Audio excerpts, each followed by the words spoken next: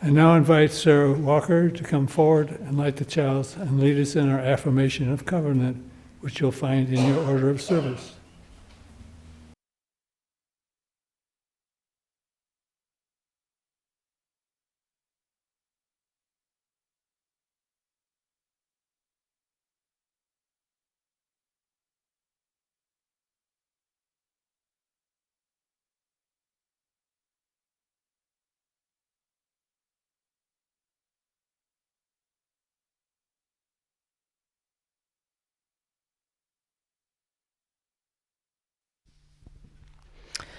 I light this chalice with these words.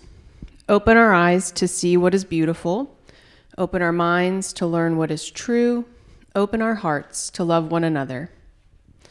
Please join me in the affirmation of covenant, which you'll find printed in your order of service.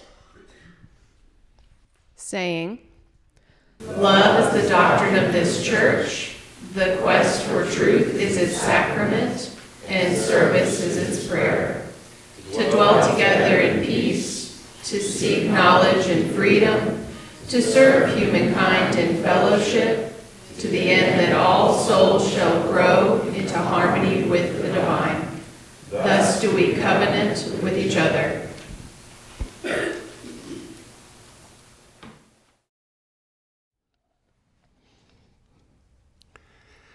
This morning's reading picks up a thread from my sermon 2 weeks ago when pondering a paradox of organizing, that the very focus and power we achieve by organizing also, by definition, excludes, because the act of focusing on something excludes other things. It's in the nature of attention. And thinking about that paradox in terms of how our whole society is organized, I was moved then to state the obvious. Relationships are better than transactions. That is, the good and most deeply satisfying things in life are found in the quality of our relationships, not the efficiency of our business affairs. The author of today's reading, John D'Amelio, is the Professor Emeritus of History and Women's and Gender Studies at the University of Illinois at Chicago. He retired about a decade ago from an academic career he had not intended to pursue. But his experience as a social activist persuaded him that some historical work needed to be done to help ground the gay rights activism he was involved in, not in shared imaginings, but in its own true history. He is best known for challenging what he called the myth of the eternal homosexual, the idea that there have always been gay people in every era and every land. He went against the grain back in 1983, asserting that while it is likely there was same-sex sexual activity in every land and era, only since the late 19th century have there been people who thought of this as defining them as a distinct category of person. And that consciousness coincided with the rise of an industrial economy and an overwhelmingly urban population. The excerpt I read is the first published work I've come across that states concisely a conclusion I've reached from my own study of American history, that the gradual shift from an agrarian to an industrial economy radically reshaped family life and the social role of the household. Industrial production created an abundance of goods that households could buy rather than produce for themselves. Urban life encouraged more households to buy rather than make what they needed. No longer a major site of economic production, the household is now a refuge from it. During the pandemic, many people rediscovered the possibility and the conveniences of working from home.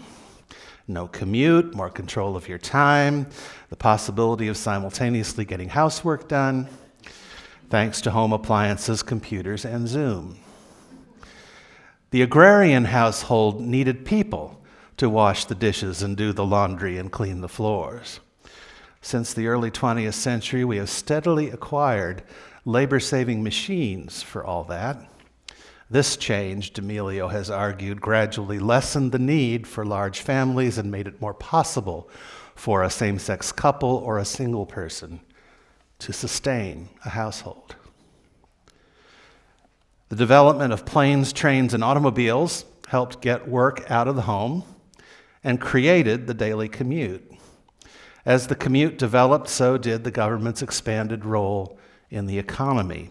The social safety net was built after most work had left the home, and the Great Depression had demonstrated the need for one. Now, Zoom and other communication technologies have invited work back home. I can't help thinking that the current political efforts to dismantle so many federal programs is somehow related to the prospect of more of our work life returning home. I wonder how much of our economy could send workers back home. I wonder whether our most powerful political leaders are very closely in touch with the industries that can't do that. I mean, we know they're not in touch with supermarkets, right? I do think what's going on today is complex and driven by more than simply economic motivations. But it is a fact that more households today are dependent on selling labor to employers than there used to be. And that's why the social safety net was created, and why during the boom years following World War II, even employers started offering more generous benefits. The ways we organize our economy are among the invisible threads that weave our lives from afar.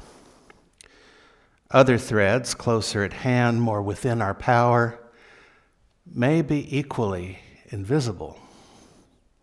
We might know conceptually that relationships are better than transactions, but are our actual relationships that we rely on for the good and most deeply satisfying things in life, are they of the quality we need them to be? Are they of equally high quality in the workplace and at home?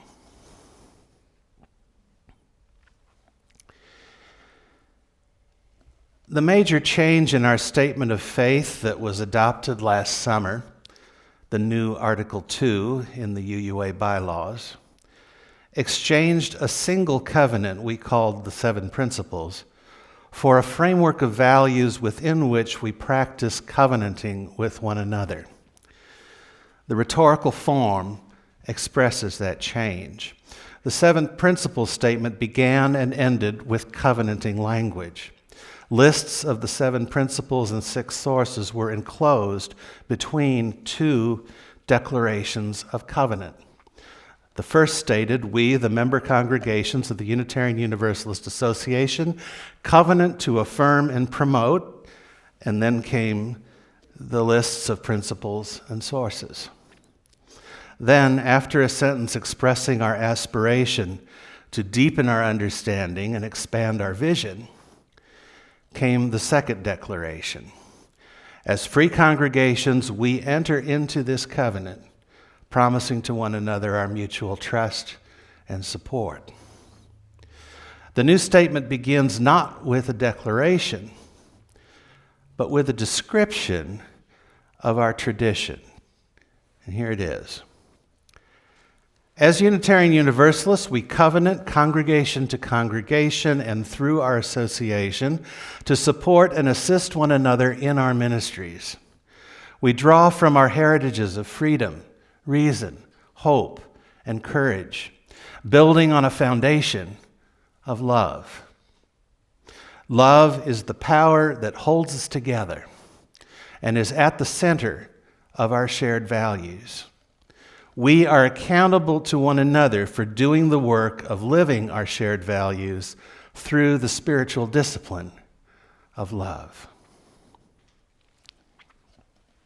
The explicit statement that we covenant congregation to congregation recaptures an early practice of our tradition before we organized into clusters or regions. Neighboring congregations would make covenants of mutual support. That's what the 3 New Orleans congregations did after Hurricane Katrina. They covenanted together to survive through the rebuilding of the city. The description of love as the power that holds us together and as a spiritual discipline descends from our Universalist heritage, which insisted that God is love. It takes the meaning of their theology, leaving out the God language. Now, following that description that I just read to you is a flower graphic, which you have in your order of service on the announcement insert. It shows 6 values rooted in love. The intention here is that should we decide collectively at a General Assembly to add another value to these 6, we would add a petal to this flower along with a covenant that we would enter around that value. Each of the 6 values in the current graphic has a covenant associated with it. Instead of a list of principles, the new statement has a list of covenants. The former principles are not lost, but incorporated into these covenants. Some of the language from the 7 principles was kept. The meaning of all of them is present. I'll read those 6 covenants now. Listen for familiar phrases and meanings. Interdependence. We honor the interdependent web of all existence. Sound familiar? With reverence for the great web of life and with humility, we acknowledge our place in it. We covenant to protect the earth and all beings from exploitation. We will create and nurture sustainable relationships of care and respect, mutuality and justice. We will work to repair harm and damaged relationships. Pluralism. We celebrate that we are all sacred beings, diverse in culture, experience, and theology. We covenant to learn from one another in our free and responsible search for truth and meaning. We embrace our differences and commonalities with love, curiosity, and respect. Justice. We work to be diverse, multicultural, beloved communities where all thrive. We covenant to dismantle racism and all forms of systemic oppression. We support the use of inclusive democratic processes to make decisions within our congregations, our association, and society at large. Transformation. We adapt to a changing world. We covenant to collectively transform and grow spiritually and ethically. Openness to change is fundamental to our Unitarian and Universalist heritages, never complete and never perfect. Generosity. We cultivate a spirit of gratitude and hope. We covenant to freely and compassionately share our faith, presence, and resources. Our generosity connects us to one another in relationships of interdependence and mutuality. Equity. We declare that every person has the right to flourish with inherent dignity and worthiness. We covenant to use our time, wisdom, attention, and money to build and sustain fully accessible and inclusive communities. Did you hear the principles in there? Now, the order that these values are listed is part of their rhetorical form. I remember when Robert Bellah, the sociologist, was the Ware lecturer at the 1998 UUA General Assembly. He commented that he thought it would be more appropriate if our first principle was the interdependent web of all existence rather than the inherent worth and dignity of each individual. That's a sociologist talking for you. As you heard, this new statement follows his advice. These covenants move from the big picture of interdependence to the value of pluralism, which combines individual worth and dignity with the search for truth and meaning. And then to justice, spiritual growth, which under the heading transformation highlights resilience and adapting to change, a major theme of our tradition. And then generosity, and then equity. And these last two are ways to move and relate in our condition of interdependence. And when our religious educators reorganize those 6 values into the mnemonic jet pig, memorable as that is, they create 2 problems for themselves. First, having taught the values that way, they have obscured their rhetorical order and its meaning, and must either ignore that or devise a way to teach older children to unscramble jet pig into the esoteric word ipchitki. And the second problem they create for themselves is that when one day we add a value to these 6, what new mnemonic will replace jet pig? The values and covenants we affirm are among the threads close at hand, which place the weaving of our lives more within our power. This new expression of our faith tradition renders them more visible to us. Now, every other month, one session of our 10 o'clock forum will discuss one of these values and its covenant. Watch the Outer Circle or the weekly emails for details, or ask Jan Bowen. Raise your hand, Jan. There she is in the back. So these will be good opportunities for reflecting more deeply together on this new statement of our faith and how it frames and reflects how we practice our faith. Meanwhile, I invite you to read and reflect on them on your own. Those of you who have recently attended our Exploring UU class have a copy. If you don't have one, just search online for UUA Article 2 and you'll find it. And if you want to take a deeper dive into the latest Unitarian Universalist thought, check out this new collection of essays edited by UUA President Sophia Betancourt, titled Love at the Center. Conveniently the same as my sermon title.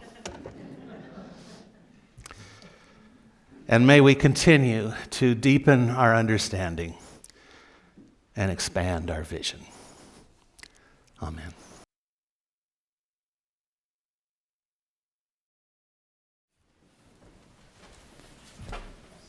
I now invite the chalice lighter to come forward and extinguish the chalice.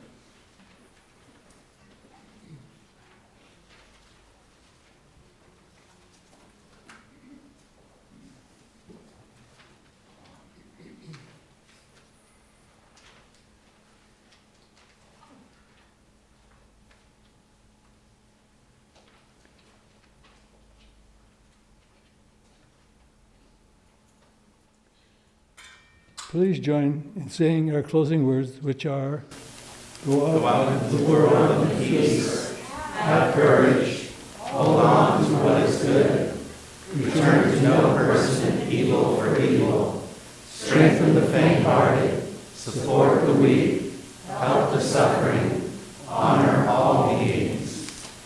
And may the threads with which we weave our lives become ever more visible to us.